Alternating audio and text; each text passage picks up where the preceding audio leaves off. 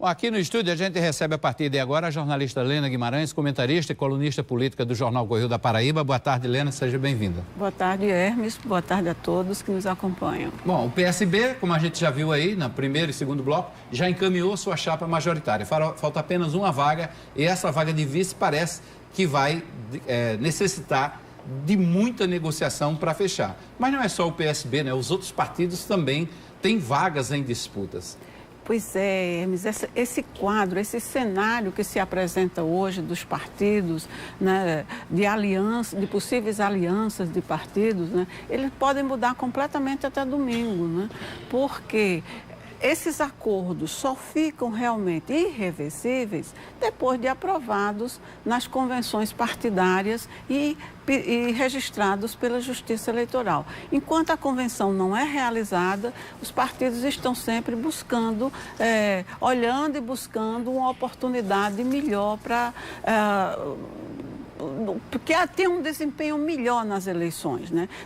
No primeiro momento dessa pré-campanha, era a disputa majoritária que era o foco, né, sobre a qual estavam todos os holofotes dos partidos. Escolher os candidatos a governador, né, as alianças eram formadas em torno da chapa majoritária, que também inclui o candidato a senador e o candidato a vice-governador. Neste momento, né, o que nós estamos presenciando, né, é uma forte discussão nos partidos que não têm candidato a governador, mas que têm muito tempo de televisão, que têm prefeito, ou seja, que tem palanque nos municípios para oferecer esses candidatos e estão tentando buscar também melhores condições na disputa.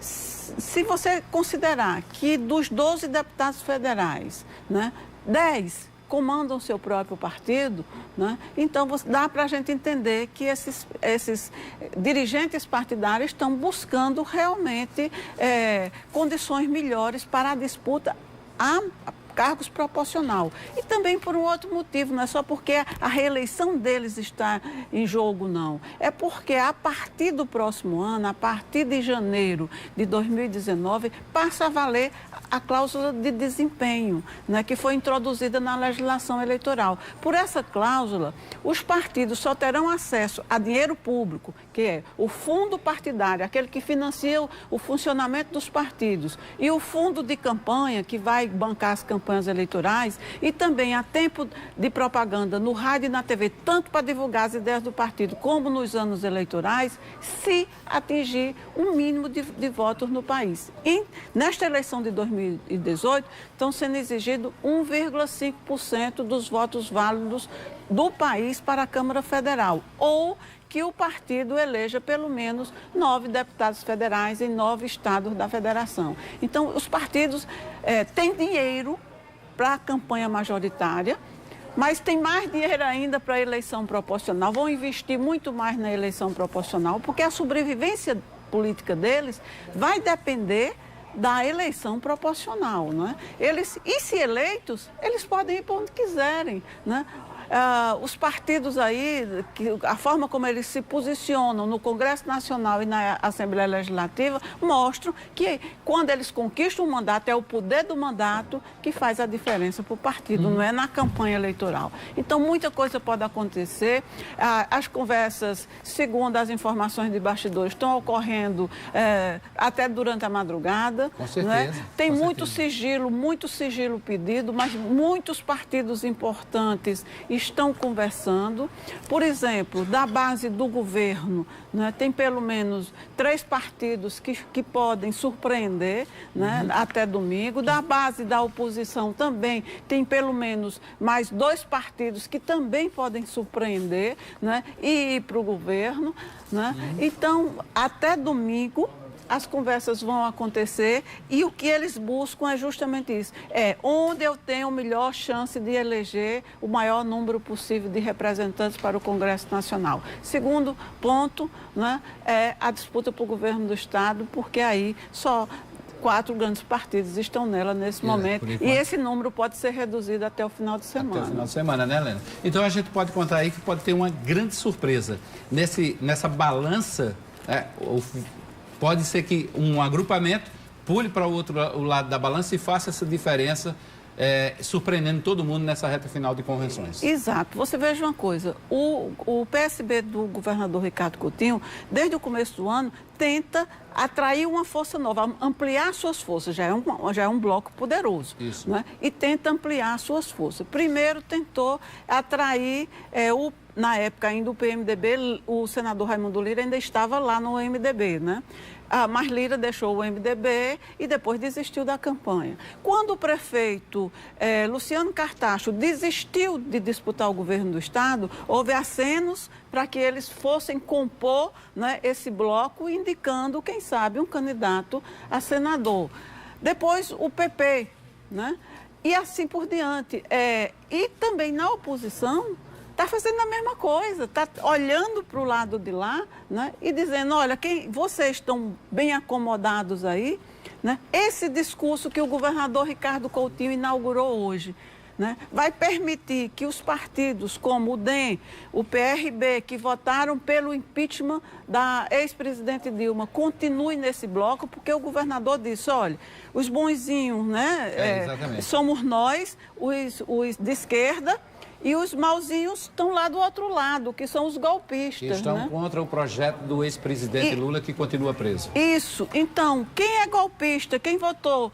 Veneziano Vital do Rego, candidato a senador, né? O Efraim Filho, o Hugo Mota, né? Então, essas pessoas que estão lá vão ficar confortáveis com esse discurso, né? Até domingo vão ser muitas. E também do outro lado tem a mesma coisa, né? Tem muitas conversas em andamento e se repetir a eleição de 2014, Hermes, até na véspera houve surpresa, né? No dia da convenção teve faixa que foi arrancada e substituída porque as chapas foram modificadas. Dizem até que teve liderança de Campina Grande que saiu de lá de um lado, quando chegou em João Pessoa estava no outro, né? Exatamente. Essa pode acontecer também. Exatamente. Agora, Helena, a gente falou muito do PSB, que foi a formação clara, é a notícia do dia, é o fato do dia, é a confirmação de Luiz Couto como pré-candidato ao Senado na chapa de João Azevedo, mas tem as outras duas chapas que estão aí colocadas, aliás, 3 chapas que estão colocadas. Lígia Feliciano pelo PDT, Lucélio Cartacho pelo Partido Verde, aliado do PSDB e do PSD, e tem também José Maranhão, MDB, PR, por enquanto. Você aposta que dessas 3 vai ter alguma desistência? Com certeza. Pode haver até mais de uma desistência, né? Porque as conversas são intensas, né? Até agora, Lígia Feliciano não formou nenhuma aliança e continua sendo a candidata única do PDT, né? A candidata a governadora. E ela está sendo chamada, né? Está sendo a conversar tanto com o candidato José Maranhão como com o candidato Lucélio Cartacho. E hoje, na coletiva, após o anúncio da candidatura de Luiz Couto, o governador Ricardo Coutinho não fechou a porta, né? Ele impôs algumas condições, mas ele não fechou a porta para que o PDT volte a integrar o bloco, né? Ele só tinha que se enquadrar ao que está lá, as resoluções desse bloco, né? Mas a oposição, há muitos líderes dentro da oposição que ainda continuam insistindo que a melhor alternativa para a oposição é disputar com a candidatura única. E continuam fazendo essa pregação dentro dos partidos. Vamos ver se essa pregação vai surtir efeito ou se vamos ter mais 2 nomes. 3 eu acho difícil. Pois a gente vai acompanhando tudo por aí, como é que vai acontecer, como é que vão acontecer essas composições, porque a gente vai estar, com certeza, acompanhando para e passo cada um desse momento das convenções partidárias. Vamos a mais um intervalo.